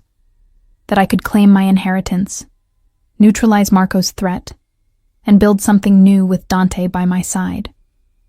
I let myself believe in happily ever after, even though I knew better. Even though I knew that in the world Dante and I inhabited, happy endings had to be fought for, bled for, earned through sacrifice and strategic brilliance, and sheer stubborn refusal to give up. Tomorrow, I would fight for mine. Tomorrow, Gabriella Santoro would face her destiny, and God help anyone who tried to stop her. The Santoro compound in Coral Gables was nothing like I'd imagined. I'd pictured something dark and foreboding, all iron gates and security cameras, a fortress designed to keep the world at bay. Instead, I found myself approaching a sprawling Mediterranean estate that could have been featured in architectural magazines. Pale stucco walls glowed in the early evening light. Bougainvillea cascaded over archways in explosions of purple and pink. Fountains tinkled cheerfully in courtyards, visible through wrought iron gates that managed to be both beautiful and impenetrable. "Your father had taste," Dante murmured beside me in the back of the armored SUV. We were traveling in a convoy, 3 vehicles filled with security personnel, all of them armed, all of them prepared for the possibility that tonight would end in violence. I couldn't respond. My throat was too tight with emotion I couldn't name. This place, this beautiful, terrible place, was where I'd been born, where I'd spent the first 13 years of my life before everything had burned, where my real parents had walked and laughed and loved me in ways I couldn't remember. The sense of recognition that washed over me as we passed through the gates was almost physical, like my body remembered even if my mind didn't. "You okay?" Dante's hand found mine, squeezed gently. I nodded, not trusting my voice. The SUV stopped in a circular driveway where other vehicles were already parked, expensive sedans and SUVs that spoke of wealth and power. Through the window, I could see people gathering in what appeared to be a formal garden, all of them dressed in dark, expensive clothing that made them look like they were attending a very chic funeral, which, I supposed, they might be. Mine. "Remember what we discussed," Dante said, his voice low and urgent. "You don't speak unless spoken to directly. You don't admit to anything beyond your identity. And if anything feels wrong, you say the code word, and we get you out immediately." "Lighthouse," I confirmed, the random word we'd chosen specifically because it would never come up naturally in conversation. Alessandro appeared at the window, his expression grim. "The council is assembled. All 5 families are represented. Marco is here with his security detail, larger than the rules specified but within acceptable parameters." "Acceptable," Dante repeated flatly. "For now." Alessandro's gaze shifted to me. "Ms. Santoro, are you ready?" Ms. Santoro. Not Maya anymore. The name felt strange on my tongue, like wearing someone else's clothes. As ready as I'll ever be. Dante helped me from the vehicle, his hand at the small of my back as we moved toward the garden. I'd dressed carefully for this moment, in a black sheath dress that Dante had selected. Elegant, but not flashy. Expensive, but understated. The kind of thing that said, "I belong here," without screaming for attention. My hair was pulled back severely, and I wore minimal jewelry except for a pair of diamond studs that had belonged to my grandmother. The real one, Maria Santoro, whose DNA now proved ran through my veins. The garden opened before us like something from a dream. String lights twinkled overhead. The scent of jasmine hung heavy in the air. And arranged in a rough semicircle, seated in what looked like throne-like chairs, were the heads of the 5 families that controlled South Florida's criminal underworld. I recognized them from Dante's lessons. Don Vitale Rossi, elderly and sharp-eyed, his hands gnarled with age but his gaze missing nothing. Elena Martinez, the only woman among the council, who'd inherited her husband's organization and expanded it ruthlessly. Chen Wei, whose import business provided cover for operations spanning the Pacific Rim. Samuel Okonkwo, who controlled the port unions and could shut down shipping with a phone call. and Marco Santoro, my cousin, who sat in the center chair with the easy confidence of someone who'd already won. He was younger than I'd expected, maybe 35, with the kind of polished good looks that came from expensive grooming and careful genetics. Dark hair, dark eyes that tracked my approach with predatory interest. He wore a three-piece suit that probably cost as much as a small car, and he smiled at me like we were old friends meeting for drinks rather than enemies preparing for war. "Gentlemen, Elena." Marco stood, spreading his arms in welcome. "And the guest of honor arrives at last, my long-lost cousin, back from the dead." The sarcasm in his voice was subtle, but unmistakable. He didn't believe I was Gabriella. Or perhaps he simply didn't want to believe it. "Marco." Dante's voice was ice-cold. "The council agreed to a formal presentation, not a family reunion. Let's proceed according to protocol." Don Vitale cleared his throat, and the conversations that had been murmuring through the garden ceased immediately. The old man commanded respect through simple presence, decades of power radiating from him like heat from a forge. "We are gathered," he began, his voice carrying despite its age, "to determine the validity of a claim made by this young woman. She asserts that she is Gabriella Santoro, daughter of Antonio and Maria, presumed dead these 23 years. Marco Santoro disputes this claim, suggesting she is an imposter seeking to steal his rightful inheritance. I don't dispute it," Marco interjected smoothly. "I welcome it, if true. But we must be certain. Too much is at stake to accept convenient DNA tests and emotional appeals." "The DNA test was conducted by an independent laboratory," Alessandro said, stepping forward with a tablet. "I have the results here, verified by 3 separate geneticists. The probability that Maya Reed is Gabriella Santoro is 97%. "DNA can be faked," Marco countered. "Samples can be contaminated. We need more than scientific evidence. We need proof that this woman is who she claims to be." "What kind of proof?" I asked, finding my voice at last. It came out stronger than I expected, carrying across the garden with surprising authority. Marco's smile widened. "Memories. Details about the family that only Gabriella would know. Our grandmother's favorite song. The name of our childhood dog. The location of the secret garden where Gabriella and I used to play." "She was 13 when she disappeared," Dante said sharply, "after a traumatic event that could easily cause memory loss.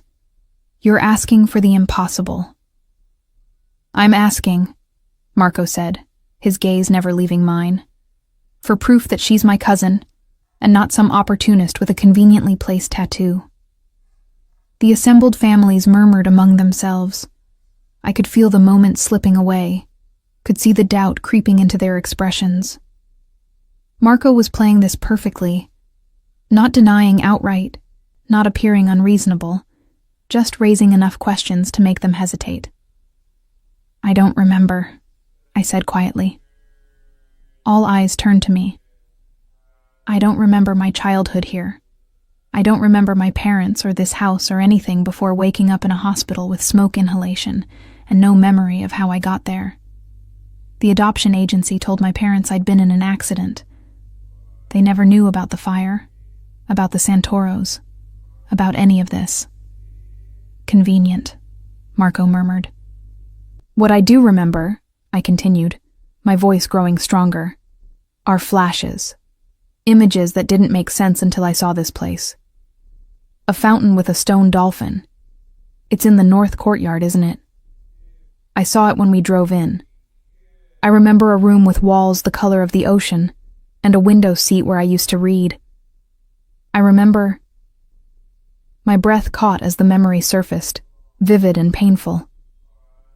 "I remember a woman singing to me, Italian lullabies. Her voice was beautiful, and she smelled like gardenias."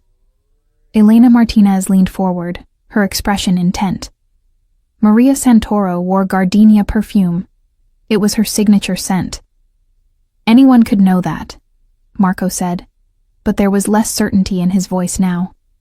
The room you described, Don Vitale said slowly.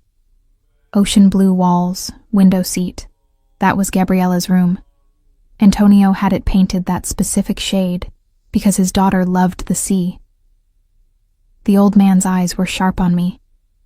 Where was the window seat positioned? Which direction did it face? I closed my eyes, letting the memory surface. East. It faced east, toward the sunrise. I used to wake up early and watch the light change, watch the sky turn from purple to pink to gold. Silence fell over the garden. Even Marco seemed at a loss for words. There's something else, I said, pulling the neckline of my dress aside to reveal my shoulder. I have a scar here, small, crescent-shaped. I always assumed it was from the accident that put me in the hospital. But it's not, is it? Elena stood and moved closer, examining the scar with clinical interest. When she looked up, her expression had softened. Gabriella fell from a tree when she was 9, split her shoulder on a branch on the way down. Antonio was furious with the gardener who'd left the climbing rope accessible. She turned to address the council. I was there when it happened. I remember the scar. This proves nothing, Marco insisted, but desperation had crept into his voice. Scars can be faked, memories implanted. You're all being manipulated. Enough. Don Vitale's voice cracked like a whip. We've heard sufficient evidence. The council will deliberate. The 5 family heads drew together in a tight cluster, their voices low and urgent. Dante moved closer to me, his presence a comfort as we waited for judgment. I could feel Marco's eyes on me, could sense the violence coiling beneath his polished exterior. Whatever happens, Dante murmured, we're leaving together. You're not staying in this house overnight, regardless of what they decide. What if they don't believe me? Then we fight. His hand found mine, squeezed hard. We take this public. Use the DNA evidence to challenge Marco's claim in court. It'll be messy, but the council has reached a decision. Don Vitale's voice silenced all side conversations. The old man stepped forward, his expression grave. We find the evidence compelling. The DNA, the memories, the physical proof all point to one conclusion. This woman is Gabriella Santoro, rightful heir to Antonio's estate. Relief crashed through me so intensely my knees nearly buckled. Dante's arm came around my waist, supporting me as the council members nodded their agreement. All except Marco. This is a mistake, he said, his voice tight with barely controlled fury. You're all being played. This imposter is your cousin, Elena interrupted coldly. And under the terms of Antonio's will, she now controls the Santoro organization. You will step down and relinquish all authority immediately. Marco's laugh was bitter, edged with madness. You think I'll just walk away? Hand over everything I've built to this pretender? His hand moved toward his jacket, toward what I suddenly realized was a weapon concealed there. Everything happened at once. Dante shoved me behind him. Alessandro and the security team drew their weapons with practiced precision. The other family's guards moved to create a protective barrier, and Marco pulled a gun, his expression twisted with rage. If I can't have it, he snarled, then nobody can. The shot rang out before anyone could stop him, but Marco wasn't aiming at me. He was aiming at Don Vitale, at the head of the council whose decision had sealed Marco's fate. Except he never got the chance to fire a second time. 3 shots answered his, from Alessandro, from Dante's head of security, from Elena Martinez's bodyguard. Marco fell backward, the gun clattering from his hand, blood blooming across his expensive shirt in spreading roses of crimson. The garden erupted into chaos. People screaming, guards shouting, the council members being hustled toward safety. Dante turned me away, shielding me from the sight of my cousin dying on the same ground where I'd played as a child. Don't look, he ordered, his hands on my face, forcing me to focus on him instead of the violence. Look at me, Maya, just me. But I couldn't stop shaking, couldn't process what had just happened. Marco was dead. My cousin, my enemy, the man who'd sent assassins after me, dead in the space of heartbeats. We need to leave, Alessandro said urgently. Now, before anyone starts asking questions. Dante nodded and swept me into his arms, carrying me toward the SUV like I weighed nothing. I buried my face in his neck, letting him shield me from the chaos, from the blood, from the terrible reality of what my life had become. We were pulling away from the compound when I finally found my voice. Did I just inherit a criminal empire by default? Because my cousin tried to assassinate a council member and got himself killed? Technically, Alessandro said from the front seat, you inherited it the moment the council acknowledged your identity. Marco's death just simplified things. I started laughing. Couldn't help it. The absurdity of the entire situation, from accidentally texting a Mafia boss to inheriting hundreds of millions because my homicidal cousin had terrible aim. It was too much. The laughter turned to tears, and Dante held me through both, his arms a fortress around my shaking body. Take us to the island, Dante ordered Luca, and make sure we're not followed. What happens now? I asked, once I'd regained some composure. With Marco dead and me in control? Now, Dante said carefully, you have choices to make, real ones, without a gun to your head or assassins chasing you. You can maintain the organization as it is, run it the way your father did. You can dismantle it, sell off the assets, walk away. Or you can try to do what Antonio wanted. Transition everything into legitimacy, use the power and resources for something better. I thought about that as we drove through the Miami night. Thought about my father, who'd wanted better for his daughter. About my mother, who'd died never knowing her child survived. About the life I could have had versus the life I'd actually lived. I want to try, I said finally. Not to run away or pretend none of this is real, but to actually try to make something good out of it. Use the resources to help people, to clean up the worst of what the organization does.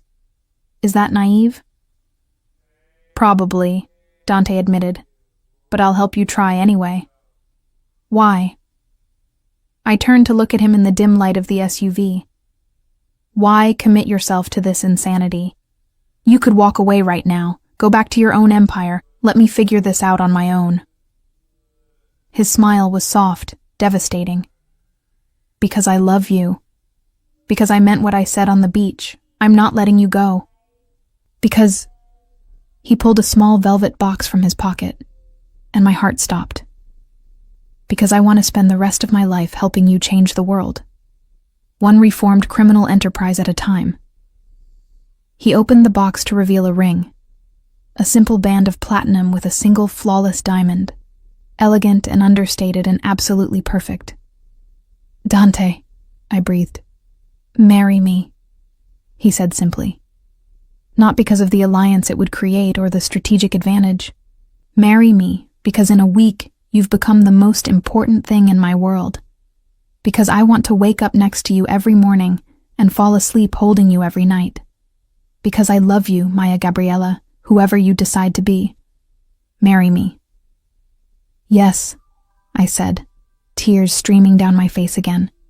Yes, you insane, possessive, wonderful man. Yes. He slipped the ring onto my finger, and it fit perfectly. Of course it did. Dante probably knew my ring size before I did. Had probably been planning this since the moment he pulled me from his pool and saw the tattoo that changed everything. We spent that night on the island, wrapped in each other, planning a future that seemed impossible but felt inevitable. In the morning, I would return to the Santoro compound, my compound now, and begin the work of transforming my father's legacy. I would meet with lawyers and accountants and the various people who'd answered to Marco. I would make hard decisions and face opposition, and probably make 1,000 mistakes along the way. But I wouldn't be alone. Dante would be beside me. Alessandro would provide guidance. The council, having accepted my claim, would offer support even if they didn't entirely trust my plans for reform. And somewhere, I like to think, Antonio and Maria Santoro were watching their daughter come home at last. Not the home of my childhood, perhaps, but home to herself, home to her truth, home to the family she'd chosen, rather than the one she'd lost. "What are you thinking?" Dante asked, his fingers tracing patterns on my bare shoulder as we lay tangled in his bed. "That my satin robe falling into your pool was the best accident that ever happened to me," I said, smiling at the memory. "Even though it nearly got me killed multiple times." He laughed, the sound rich and warm. "Remind me to send that robe a thank you note.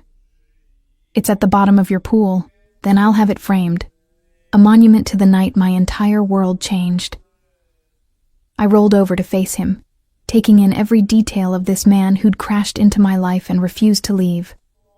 The scar on his jaw, the silver in his dark hair, the eyes that had seen too much violence but still looked at me with tenderness. "I love you," I said simply. "Thank you for saving me."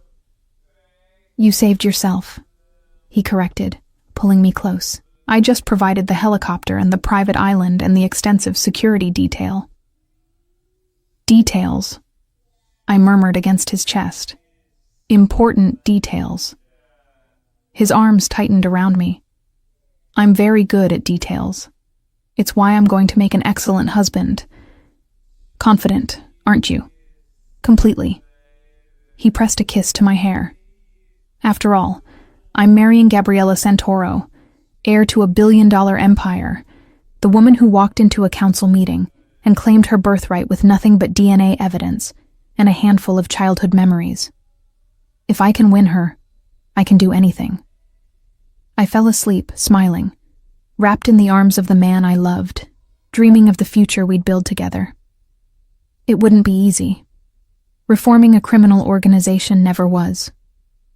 There would be resistance, setbacks, people who'd test my authority and question my decisions. There would be moments when I'd doubt myself, when I'd wonder if I was strong enough, smart enough, ruthless enough to survive in this world. But I had Dante. I had my father's legacy. I had the truth of who I was. And I had a satin robe at the bottom of a pool to remind me that sometimes the most important moments of our lives begin with simple accidents. Sometimes we fall in exactly the right direction.